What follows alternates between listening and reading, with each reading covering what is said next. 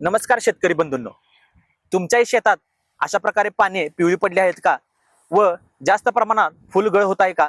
तर चिंता करू नका. तर आपण जाणून घेऊया या समस्या कशामुळे उद्भवतात व यावरती काय उपाययोजना कराव्यात. तर शेतकरी मित्रांनो, सततचा पडणारा पाऊस, जमिनीतील साठलेला ओलावा, बोरॉन, कॅल्शियम सारख्या अन्नद्रव्यांच्या कमतरतेमुळे झाडांची मुळे अन्नद्रव्ये अपटेक करणे बंद करतात. त्यामुळे पानातील हरितद्रव्ये कमी होतात. त्या कारणामुळे पाने पिवळी व फुलगळ होण्यास सुरू होते. तर शेतकरी मित्रांनो, फुलगळ होत असल्यास प्रति लिटर पाण्यासाठी ही फवारणी आपण घेऊ शकता. सायट्रिक ऍसिड 0.25 ग्रॅम अधिक मॅक्झिचिल फ्लॉवरिंग 1.5 ग्रॅम अधिक फ्रूट सेट फ्रो 0.25 मिली.